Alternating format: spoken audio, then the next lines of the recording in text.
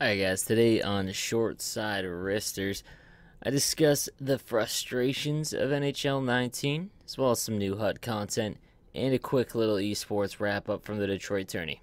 Let's jump into it. So when we talk about frustrations in NHL, I always kind of try and be unbiased. So what is actually my fault as opposed to the game? Because a lot of the problems that people have with the game are more on themselves and the thumb skill and the things that they're doing. So I totally understand that. Something, though, that I've always been frustrated with lately, two things are my personal frustrations with the game. One is the passing. For whatever reason, this entire game, it has just seemed that I can't find an online pass assist that is consistent, where throughout the game I'll make passes that are in the general region. I consider myself pretty good at the game, and it'll just blindly miss or go to someone that is just the complete unintended player. It's something that I've noticed in every tuner. I've tried multiple different online passes, and for whatever reason, it is the biggest and most frustrating part of the game for me personally. If you watch my streams, you'll see it a couple times a game where it's just not consistent. And what I mean by not consistent is, like I said, if passes are going to miss because of my aim, sure, I'm sure that there's going to be some throughout my time playing NHL where you just you're not even close when you aim. But it happens once or twice every single game where someone I'm aiming at in the general vicinity, there's no one else around, and it's just wide right or wide like by a large margin, and it's just always super frustrating to me. The other thing is the user-controlled defenseman playing for the pass. So what I mean by that is, say you take control of your defenseman, and you're covering the far side winger. So if you know where you're supposed to be in the defensive zone for each player, let's say the puck is in the bottom left-hand spot or bottom left of your screen, okay, in the defensive zone. So your left defenseman, that's their job, okay? And say you don't trust your CPU, right defenseman to cover the guy in the slot. Totally understandable. How many times have you been burned with a cross crease because your CPU is just out to lunch? So what I've found that I just cannot get a hold of is when you control your right defenseman in this scenario and you're facing the puck even, so you're using vision control by holding L2, and you're facing the puck, for whatever reason, it just will not intercept. Like, there's quite a few times that it does, but more often than not, it'll just go right through, and it's just something that eats me up because I can't figure out a way to actually do that other than getting another player and jamming him into the slot too. But I'm not a big fan of skill zoning. That's something else I'd like to bring up. Skill zoning as a whole. I think too many people don't understand what skill zoning actually is. So I watch other streams and whatnot, or I'll get a message myself. Skill zoning, guys, is when you let your AI defense do everything for you, okay? So you select, let's say, a forward, and you bring him down into the slot, and you just wait. You sit there. You wait for the CPU to get the puck back or to be pressured or them just to fire a shot on goal into like a mess of people. Here's a couple things with NHL 19 that need to be brought up. One, your CPU will not get the puck back for you. They do not actually attack the puck. You can put them on high aggressiveness, but all they're going to do is basically get up and breathe on your opponent. They won't actually attack the puck, and because of that, for that reason, they don't take penalties. That's why they dialed that back so that there's no CPU penalties. So you basically have to be the one to actually knock them off the puck. Now there's incidental contact.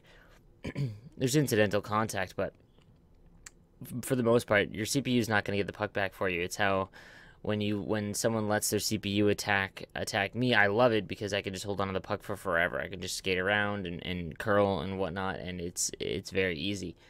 People just blast people who skill zone, but again, like I said, don't know what it actually is. So if you're facing someone who controls their left defenseman and he stays in the bottom left portion of the zone and attacks you along the boards, that's not skill zoning, guys. That's just playing left defense. Not switching players in the defensive zone is frustrating, but that's not skill zoning. Skill zoning, like I said, is you take a player and you just ram them into the slot and let your AI get him back. Like, that's all it is. Like I said, it's just something I want to bring up because I see so many people just not understanding what it actually is. And it's not nearly as effective as it was before. If you guys are struggling or you think that someone is skill zoning and and you're not able to beat it, there's a couple of very, very easy ways to do it. One is live behind the net. People that skill zone will get impatient. So if you live behind their net, A, all of their players are out in front of their net because that's how skill zoning works. And B, if they can't actually play defense very well, then they're eventually going to attack you. And when they pull someone behind the net, that's usually a rip. Another way is to learn the wraps. The wraps will absolutely eat someone up if they play skill zone because, again, there's no one behind the net. There's no one pressuring on either side. And the wraps are super effective. So, again, guys, there's just something I wanted to bring up. My thoughts and frustrations on the game as well as skill zoning. Like I said, I just wanted to make sure that everyone knew what skill zoning actually was. So we got a few new HUT cards last night. We got the 92 milestone Patrick Kane, slowly starting to get up there as far as milestones and prime times now, where all the new ones are actually going to be usable. So this Patrick Kane kind of impacts the market on the Thanksgiving Kane finally. I just sold mine prior to this release because I knew it was coming. He's still got kind of low power as far as his shot goes. He's 99 speed, so that's fantastic. But his shot accuracy is 94, wrist shot accuracy 95, but then his slap shot power and wrist shot power is a 90 or 89. Deking's an 87, hand-eye 97. So that's all fine. His synergies are okay. Nothing crazy. And that doesn't have burner, so obviously that kind of hinders it. And he's going to cost you about 900k currently. I would wait, guys. Prime times and milestones always fall. They're like a car. The second you drive it off the lot or pack it, it's going to go down in value instantly. The 93 Claude Giroux has the speed synergy, which is kind of useless because he's got 99. And his shot is worse than the Patrick Kane's. This would be a card I would instantly sell. You're going to make quite a bit of money from a Flyers fan here. His slap shot accuracy is a 91, wrist shot accuracy 92, power is at 88 and 87. There's better cards out there, and because it's a Claude Giroux, there's going to be people who want him. I personally wouldn't. I would sell him instantly. Also, we get the new flashbacks every day this week. So yesterday's was the 90 overall Mike Camilleri. Comes in many different teams, but if you look at his card, he's got endgame speed, which is nice, but his shot is well under 90, so I mean, he's really small, 5'9", 185 pounds. It's tough to use him, honestly. He's going for like 300k almost. I would sell this card if you do pack him. It's a cool card. I would wait for another better flashback to come out. It's just there's no reason to have a shot. You basically have a defenseman stats on forward. It's a hard pass for me.